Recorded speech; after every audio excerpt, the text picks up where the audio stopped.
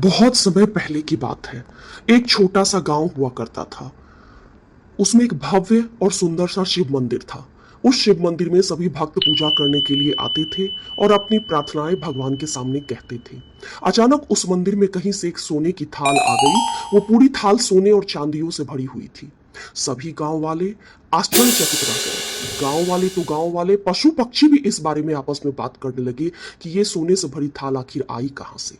उसी गांव में एक गरीब किसान भी रहता था, जो खेतों में मेहनत करता और भगवान भोलेनाथ की पूजा और प्रार्थना किया करता था। गांव के मंदिर में सोने की थाल को लेके बहुत सारी चर्चाएं छिड़ने लगी।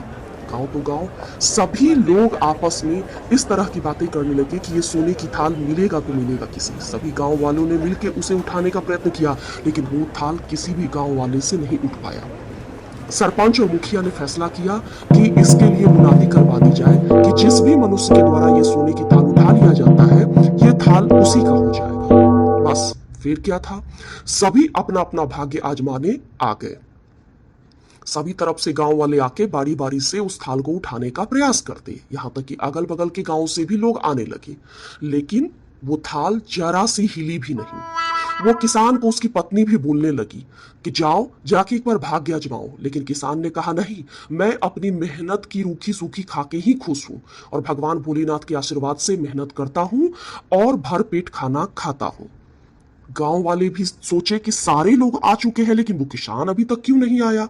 सभी गांव वालों ने जाके किसान से पूछा कि तुम अभी तक मंदिर क्यों नहीं गए, तुम जाते हो पूजा करके वहां से आ जाते हो, सोने की थाल क्यों नहीं उठाई। किसान ने कहा, मुझे उस थाल में कोई दिलचस्पी नहीं है, मैं मेहनत करके खाने पे यकीन रखता हूं। लेकिन गांव वालों ने इसे समझाया कि सभी लोगों ने कोशिश किया, लेकिन वो इस थाल को हिला भी नहीं पाए। एक बार तुम भी चल के उस थाल को उठा के कोशिश करो कि वो हिल जाए।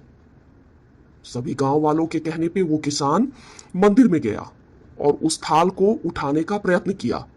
सभी गांव वाले ये देख के आश्चर्यचकित रह गए कि वो सोने की थाल उस किसान के द्वारा बहुत ही आसानी से उठा ली गई।